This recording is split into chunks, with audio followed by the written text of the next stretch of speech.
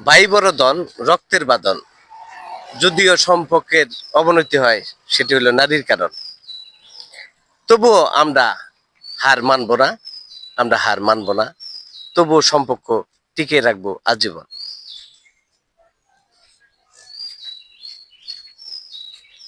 হ্যাঁ বন্ধুরা, সেই ভিত্তি বস্ত্রটি এখন আপনাদেরকে দেখাবো।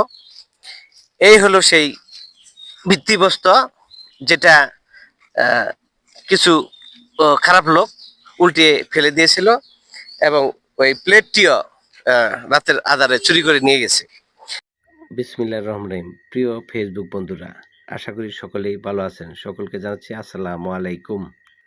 প্রিয় পৌরবাসী, কাজীবাড়ি হতে বসুবাড়ি এই রুটটি কেন এত বিখ্যাত আপনারা কি জানেন? এই রাস্তাটির পিছনে লুকিয়ে আছে কত ইতিহাস। এই রুটটি কেন এত গুরুত্বপূর্ণ আপনারা কি জানেন? বসুবাড়ি যাইতেই পাশে পাবেন একটি হসপিটাল। হসপিটালের নাম হলো শিরিন শাহিদ। এই হসপিটালে অনেক অভিজ্ঞ সম্পন্ন ডাক্তার রয়েছে।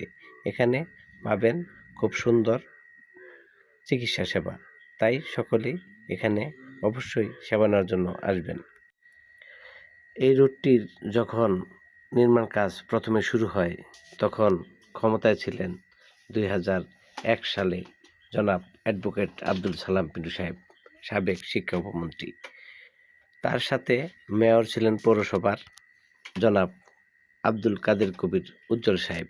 উনিও একজন গোপালপুর কলেজের সাবেক ভিপি, গোপালপুর উপজেলা বিএনপি সাধারণ সম্পাদক এবং পৌরসভার সাবেক সফল মেয়র। 71-এর পরে উনার পরিমাণ কোনো কাজ কেউ বিগত দিনে করতে পারেনি। যাই হোক বন্ধুরা, এই রুটটি প্রথম পরিকল্পনা করেন জনাব খন্দকার হেলাল। ওনার পরিকল্পনার ভিতর দিয়েই জনাব আব্দুল কাদের কবির উজ্জ্বল সাহেব বাস্তবায়ন করার জন্য সহযোগিতা করেন। তার সাথে কাজী লিয়াকত সাহেব, উপজেলা বিএনপির সাধারণ সম্পাদক বর্তমান।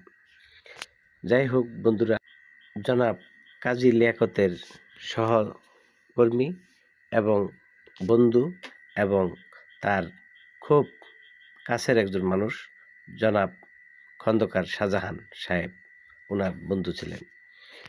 সে একজন সামাজিক মানুষ ছিলেন এবং সে পরোপকারী ছিলেন, এবং এই সুতিবিএম হাই